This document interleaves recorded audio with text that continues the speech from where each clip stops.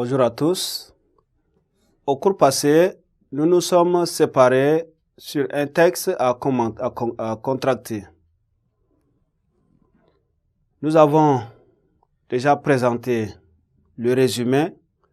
Nous avons aussi présenté l'analyse.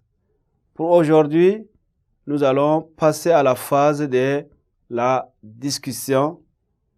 Voici les thèmes que nous avons choisis.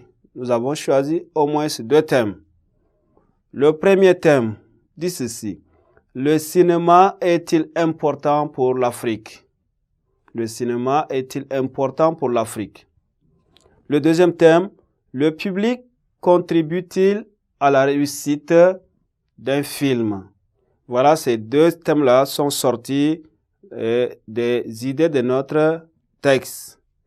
Et nous allons prendre un sujet, le premier sujet que nous allons développer. Donc, c'est celui-là que nous choisissons pour développer. Je vais simplement vous lire le développement que j'en ai fait.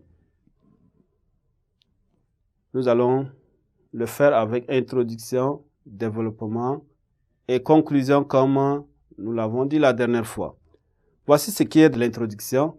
Septième art, le cinéma constitue un moyen efficace de communication et de sensibilisation. C'est pour ces raisons que les artistes lui accordent une importance capitale. Peut-on dire que le cinéma est-il important pour l'Afrique? Reste-t-il un facteur de développement du continent? En développement, nous disons ceci: l'Afrique demeure un continent détenant un taux élevé d'analphabètes. Pour ce faire, le cinéma reste le meilleur moyen de communication et de sensibilisation des masses.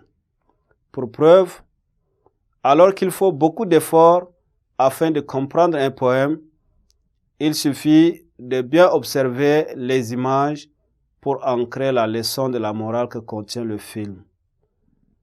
C'est dans cette veine que Lucien Mali déclare, je cite: « Le cinéma a une grande mission de prédication et d'éducation des masses. Il apparaît que les notions vitales ne peuvent laisser indifférents les spectateurs. De même, un film véhiculant des vertus influence le public qui s'identifie aux acteurs.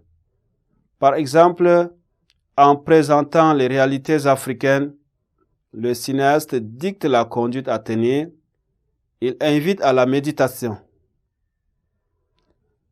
Nous faisons une transition de ces considérations. Pouvons-nous affirmer que le cinéma demeure une arme puissante et efficace de sensibilisation? Mais avec la prolifération des vidéoclubs, les critères relatifs au genre de film et à l'âge des spectateurs ne sont-ils pas bafoués?